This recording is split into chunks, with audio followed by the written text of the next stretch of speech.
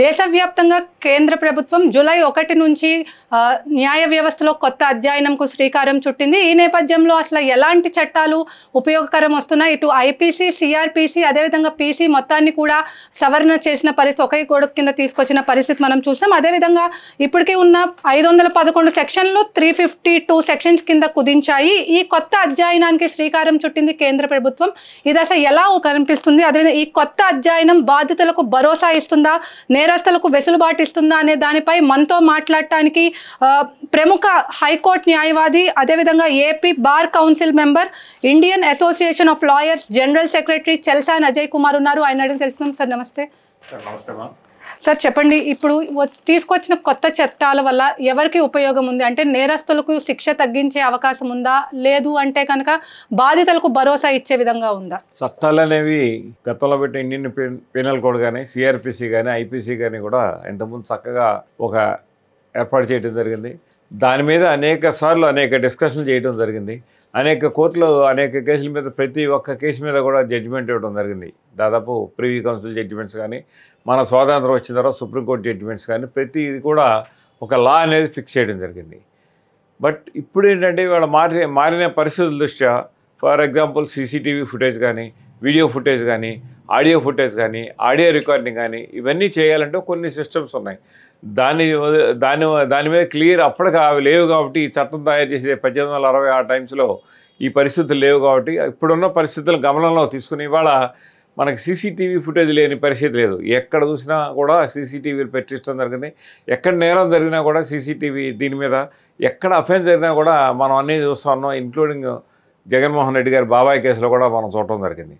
ఎందుకంటే ఒక మర్డర్ జరిగిన తర్వాత మర్డర్కు ముందు ముద్దాయి వాళ్ళ ఫోన్లు ఎక్కడ ఉన్నాయి, వాళ్ళు ఎక్కడ ఉన్నారు, వాళ్ళు ఏ పరిస్థితిలో ఉన్నారు, వాళ్ళు ఏం మాట్లాడుకున్నారు, ఎవరెవరితో ఎంతమంది మాట్లాడారు, ముఖ్యమంత్రితో మాట్లాడారా, వాళ్ళ భార్యతో మాట్లాడారా, లేదా నేరస్తులతో మాట్లాడారా, ఇట్లా అనేకమైన విషయాలు దాని మీద క్లియర్గా చెప్పడం జరిగింది.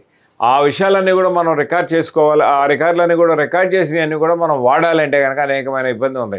అలాగే చంద్రబాబు నాయుడు గారి కేసులో కూడా మనం చూడటం జరిగింది. రేవంత్ రెడ్డి గారు డబ్బులు ఇస్తున్నట్టు, ఒక ఎమ్మెల్సీని కొంటున్నట్టు వీడియో రికార్డింగ్ చేసి దాన్ని రిలీజ్ చేయడం జరిగింది.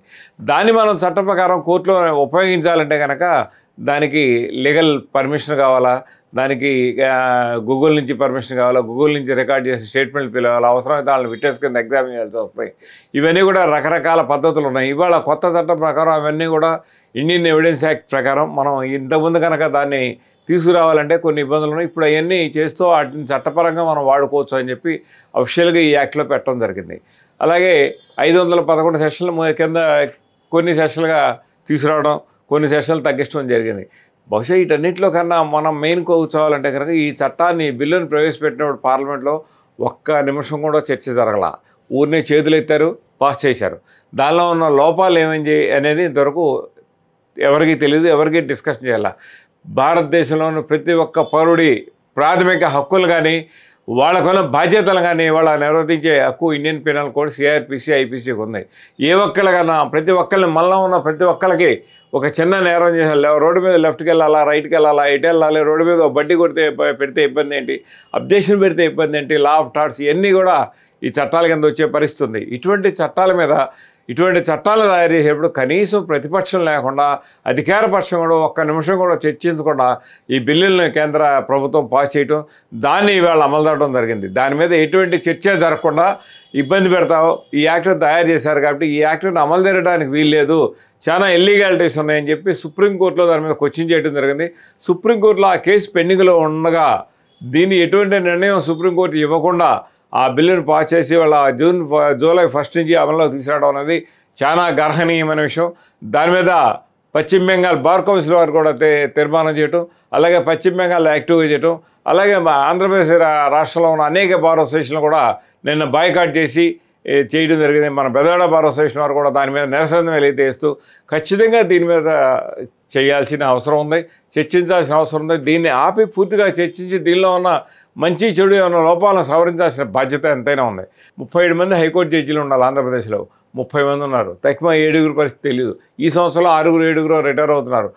ఈ గవర్నమెంట్ సర్వీస్లో ఏ ఒక్క ఎంప్లాయీ ఏ రోజు జాయిన్ అవుతాడో ఆ రోజు నాటికి అతనికి అంటే ఇవాళ ఒక for example judicial officers judges appointment application ఏ రోజు ఉన్నాళ్ళు ఇప్పుడు ఉన్న పోస్టులే మనకు తక్కువ. ఆ తక్కువ అన్న పోస్టుల్లో కూడా కనీసం ఫిలప్ చేయని పరిస్థితి. దేశవ్యాప్తంగా దాదాపు 400 నుంచి 500 పోస్టులు ఖాళీగా ఉన్నాయి, హైకోర్టు జడ్జి పోస్టులు. ఇవాళ కొన్ని కోట్ల కేసులు ఉన్నాయి. ఆ పార్లమెంట్లో వాళ్ళు చెప్పిన సమాధానం ప్రకారం 5 కోట్ల పైన కేసులు పెండింగ్లో ఉన్నాయి. అంటే ఈ కేసులన్నీ ఎప్పుడు డిస్పోజ్ అవుతాయి?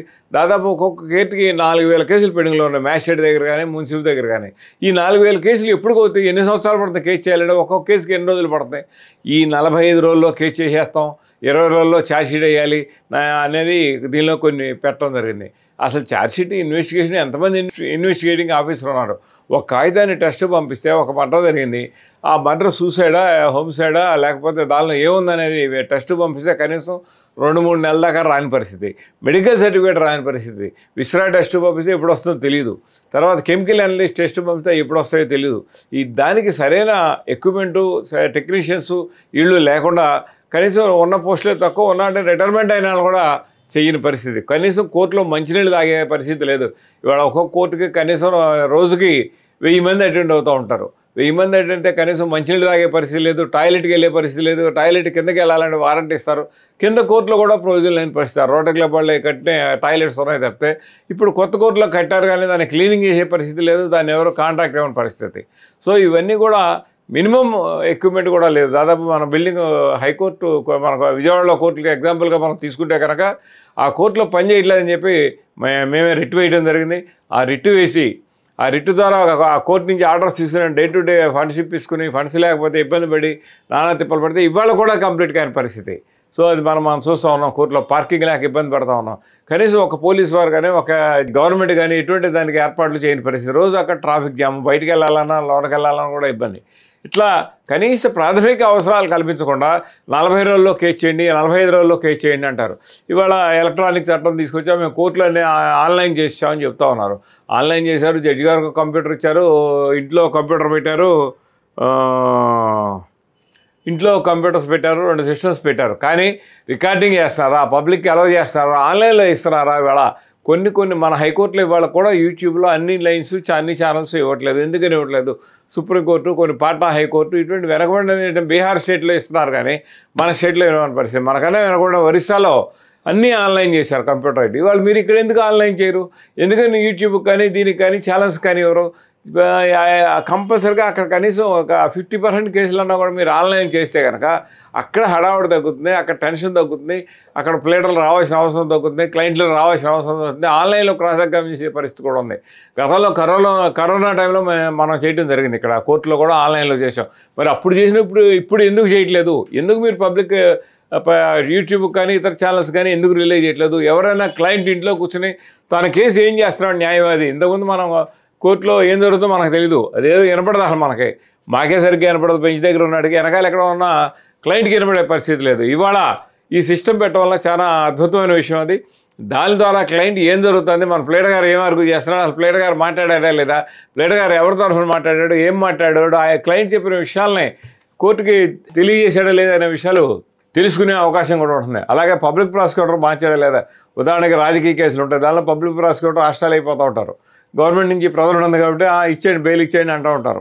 ఇట్లా రకరకాల విన్యాసాలు చేయడానికి ఇదివరకు అవకాశం ఉండదు. ఇప్పుడు అవన్నీ కూడా తగ్గే అవకాశం ఉంటుంది. కానీ కనీస సదుపాయాలు లేకుండా, జడ్జిలు లేకుండా, ట్రైనింగ్ అవ్వకుండా, ఫలానా డేటుకు జడ్జి రిటైర్ అయ్యాడని తెలిసి ఆ డేటుకి ట్రైనింగ్ ఇచ్చి జడ్జిని ఆ ఫలానా రోజు అదే రోజు బెంచ్కి ఇచ్చే పరిస్థితి లేకపోతే కనుక ఇంకా దారుణంగా ఉండే పరిస్థితి ఉంటుంది.